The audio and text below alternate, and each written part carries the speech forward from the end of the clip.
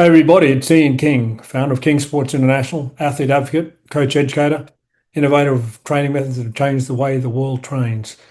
In this video, we're going to be looking at the story behind the theory, and these are the theories that are contained in the Legacy 2nd edition, Volume 1, 2 and 3. During the last 45 years, I've had a lot of opportunities to gain experiences, and these experiences have shaped my conclusions about how to train and develop theories, and this is what this series is all about. So let's get stuck into it. Theory number 1, I train athletes. Let me introduce myself. My name is Ian King and I train athletes. This is a real live story about how I dealt with my job description from the outset back in the 1980s when the occupation didn't exist, at least in Australia, and I don't believe in too many countries around the world, through to the 90s and onwards. People used to say to me, Ian, what do you do? And I said, I train athletes. And they said, well, what do you mean? You're a soccer coach? You're a rugby coach? And I said, no, I train athletes.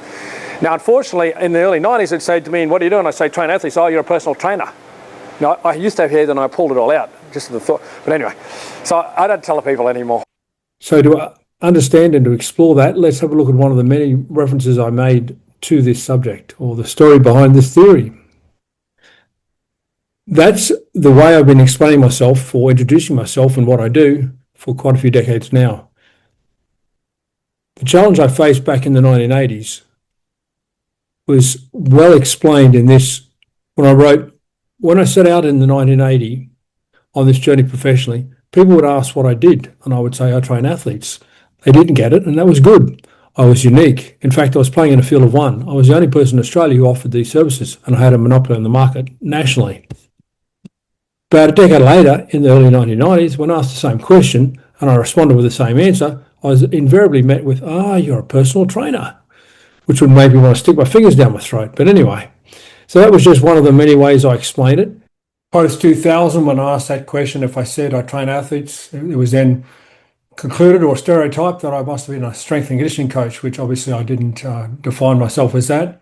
Post-2010, when the market was getting a lot more crowded by so many people putting their hand up and claiming that they were training athletes, it was less enticing to even start the discussion around it. I train athletes, but I don't like to talk about it too much because everybody claims they train athletes. I train athletes who love me and like to be with me for life, and we get great results because their bodies are good and they're better off for it. In this next short video, the same story is being told in 2025, some 15 years after the earlier video. So I've shared this story ongoing because I believe it would help other coaches understand the challenge that we face, explain to people what we do, because it's not clear-cut and it's fraught with stereotypes. So in the 1980s, people would say, what do you do? I said, I train athletes. I said, oh, what sports do you coach them in? Oh, in the 90s, what do you do? Train athletes. Oh, you're a personal trainer, are you? No. That's the story behind the theory. An introduction to Volume 1, Legacy 2nd edition. I train athletes, and it's as simple as that. The journey began with me training athletes.